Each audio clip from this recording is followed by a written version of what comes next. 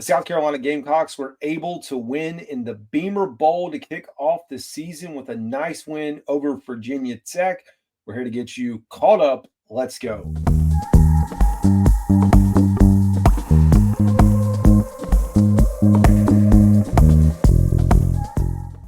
Welcome in, folks, to another edition of the Carolina Dad Show. Today, we are here to break down the University of South Carolina and their big win over Virginia Tech. Now, to be honest, we know it was not easy for South Carolina. But on the flip side, when we start analyzing these type of games, so you come into this, it's the first game of the season, you're the number 13 team in the country. The target is on your back. There are a lot of expectations that were on this team from last year to carry that over into this year. Can they repeat? Are we going to see a drop-off with Shane Beamer and company? Because what he has shown us is like he can have a really good season, then he can drop off a little bit, and another really good season. But we want to see that consistency, and this was a great opportunity. So I think on paper, maybe you were a little bit concerned. It wasn't the prettiest game, especially not in the first half. When things were close, they were tight. But I'll tell you, man, when this game kicked off, South Carolina marched down the field like it was nothing. Bread and butter, easy money.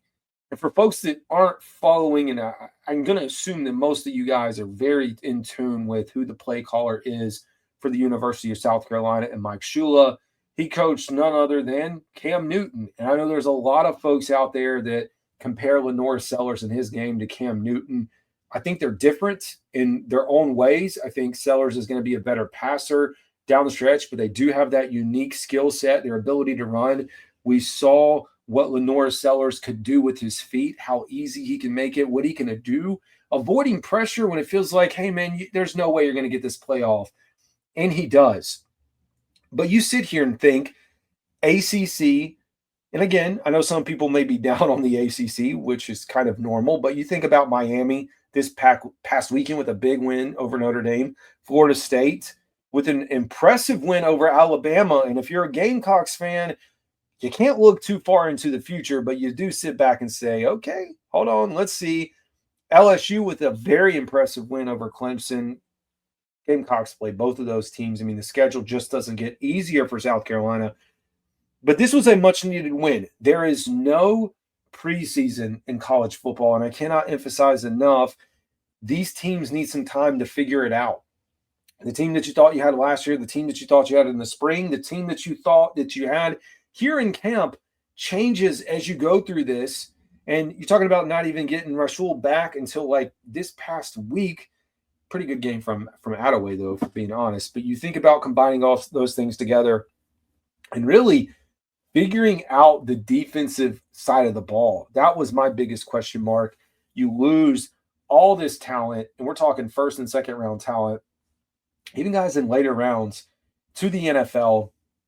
How is the University of South Carolina on the defense side of the ball going to respond? So I'm good, man. I'm good with where the Gamecocks came out of this. I mean, I think some folks would have rather it been a little bit higher scoring, but the atmosphere, man, looked good. It was a nice matchup, and to come away with a victory over a Power 4 team in Virginia Tech that I do think, I'm not here to say Virginia Tech's going to be a really good team in the ACC.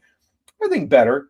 I mean, they definitely showed Kyron Drones, their quarterback, made some plays. He definitely made some mistakes down the stretch. Not a perfect game by any stretch of the imagination, but you come out victorious as a Gamecock fan. You have to feel excited. Now, 7-2 and then 7-5, you're sitting there like, come on. Can we figure this thing out? You had some drops from Harbor along the way. But as you really got into the groove of this thing, man, the fundamentals that you care about, which are the defensive side of the ball and special teams, played their part. And not only that, but turning the ball over. Like, all those things are going to stack up in your favor for a victory. It's no surprise that as we sit here and talk about the Beamer Bowl with University of South Carolina, Virginia Tech, Frank Beamer, Beamer Ball, special teams, the things that he introduced, and to be honest, that Shane has carried on quite well at the University of South Carolina, it's no surprise that, of course, that turns out to be a key momentum swing, a key piece of this game. When I was going back, because at this point it was late in the afternoon and I was outside doing yard work. So I had the game on in the headset, and I heard when the penalty came on that they were going to decline and they were going to re-kick. In my mind, I'm like, okay, sure, like re-kick. And then as you hear the play unfold over the radio, you're just like, oh my gosh, this is going to work. He's taking this thing back to the house. But that's important. And you heard Shane Beamer talking about that in the post-game press conference, what he has learned about having teams re-kick, that special teams nature. I mean, that's his bread and butter. That's what he has come from.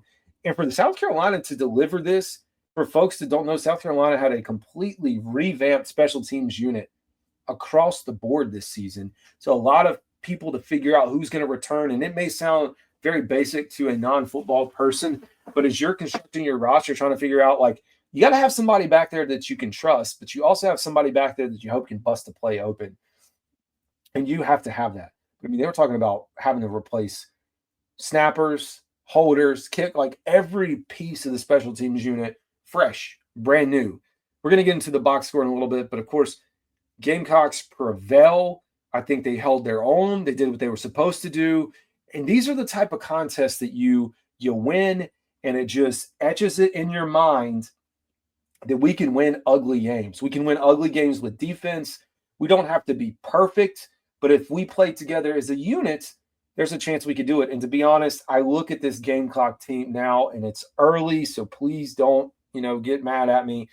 But I do think this is a competitive team, and not just a competitive team here in the SEC, but I do think if there's a way, and it's very early, so I'm not going to try to get too far, but if there's a way, if we got to the end into November and this team was able to get into the playoffs, nobody's going to want to play this team. I just don't think that. I even think last year, if they had gotten in, nobody would want to play them. You look at LaNorris Sellers and his performance, I think he's going to continue to progress. Not numbers that jump off the page at you and say, wow, that was a fantastic performance, but he did enough. And seeing Harbor, who hopefully Nyck Harbor is going to kind of find his footing and work his way back in, is going to come together. But anyways, let's go ahead. Let's jump into the box score. Enough rambling as we get into this now. We'll start back again on the offensive side of the ball for the Gamecocks. LaNorris Sellers was 12 of 19, 209 yards, 1 touchdown through the air. The rushing attack was led by Oscar Attaway, 14 carries for 60 yards, had a 23-yard run.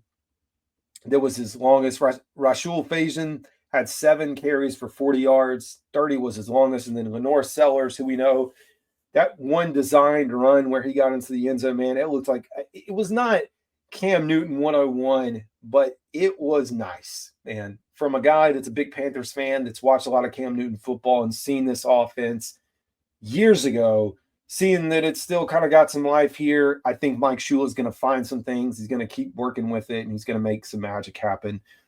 Just keep LaNorris Sellers healthy. Keep him upright. We don't need him to run more than he has to. When you have to do it and you got the games on the line, you got to finagle and get that first down or whatever it is, by all means do it. But I don't want to run him into the ground like a workhorse that we saw with Cam. But 13 for 25, 1 touchdown. On the receiving end, Nyck Harbor with a fantastic play, showcasing his speed. I don't know how many times they talked about that on the broadcast, that he's quitting track, that he's focusing on football. I mean, Gamecock fans know this guy has speed. They followed this guy, and I got to tell you, though, you may or may not want to hear this, but when I look at Nyck Harbor, I see a guy like Xavier Legette, and I think he can have that type of season here, talking about 1,000 yards, maybe 8 or 9 touchdowns. That would be a big year, in my opinion, for Harbor, who's trying to figure out, his way in life as a football player. But I think he's got some top-end talent and ability to, let's just fine-tune it. Let's come down with a few more catches. Let's help your quarterback out and see where this thing's go. But he had led the way with 3 for 99, the 1 touchdown. The 64-yard bomb was the long one. Brady Hunt had 4 for 45. Oscar Attaway, 2 for 23. Donovan Murph, 1 for 21. Maurice Brown, 1 for 14. And Michael Smith, 1 for 7. There were 2 fumbles, one by Sellers and one by Vicari Swain. Excuse me, guys. Get that straight. On the defensive side of the ball, Fred Johnson, 10 total tackles for the Gamecocks. He led the way. Dylan Stewart, who I was a little bit worried when I heard that he was getting banged up, but 7 total tackles, 2 solo, 1 sack, and 1.5 tackles for loss. I mean, this guy is picking up where he left off. I continue to say that, looking out to the draft in another year, not in this next year's draft, but when he becomes a junior, when he's eligible, we should be talking top 10 talent here. And I hope with the NIL stuff that goes on that he's able to remain here in South Carolina. Like, I hate that that's the story, but I do think he will. DQ Smith had 6 total tackles. Monkel Goodwine, 5. Sean Murphy, 4. The other sack, Jatius Greer had 1. So they had 2 on the day. On the flip side, though, did have 4 sacks given up by the offensive line. So still some work to do. And then 7 total tackles for loss. Your 2 interceptions, Peyton Williams had 1 for 23-yard return. Fred Johnson 1 for 2 yards. And we talked about the punt return. And you know what's funny, man? Shout out to Vicari Swain, because that dude follows me on X. Not that that means anything, but fantastic. 3 for 80. Of course, the 80-yard touchdown back to the house. Kicking, William Joyce was 1 for 1 on field goals, 3 for 3 on extra points. And then Mason Love, 5 punts for 239 yards, 3 inside the 20, 55 was his longest on the day. So if you're a Gamecocks fan, you got to feel good, I think. I personally do. Coming out of week 1 with a win and knowing that you're not playing a cupcake, for me, that's a positive. I mean, it really is. Now, South Carolina gets a chance to sit back a little bit, and I'm not going to say sit back too much, but to be honest, they're going against South Carolina State. Should be a very easy win and a game where you're probably going to see the backups in maybe the 3rd or 4th quarter. Hopefully, maybe even by halftime. We'll see how it pans out. But you're talking about going up against an FCS opponent. So in my mind, you feel like, okay, should be a good chance for them to kind of work out a few kinks, because we know for South Carolina, they got a big schedule coming up as we pull this back up here. South Carolina State, it doesn't get easier, man, because they go from South Carolina State, then it's full SEC play the rest of the way, because then they close out with Coastal Carolina and Clemson. So this is it. It starts early for South Carolina. A lot of teams in the SEC, I know there's some games that are going to be getting underway, but you think about teams that don't have a Clemson, a non-SEC opponent in the final week, or that November 22nd week is usually kind of an off week for most of the teams in the SEC anyway. So that one's fine. But you look at where they are today, it's important. Like the month of September, for me, I mean, you throw South Carolina State in there. So I do think that the Gamecocks have to be undefeated, because we get into October. October is the month of truth, as it is right now, at LSU, at home against Oklahoma, home against Bama. Now, Bama's fallen off, and I don't know that Oklahoma's as good as their ranking. At Ole Miss, at Texas A&M. So the sledding for the Gamecocks, I mean, to talk playoffs, just based off of what we've seen, you got to get to 10-2. That is the mark for this team, getting to 10-2. And so can South Carolina do that? We'll take it one game at a time. I look for them to get things right. Like I said, with South Carolina State, Vanderbilt coming up, that's not going to be an easy matchup. Same thing with Missouri or Kentucky.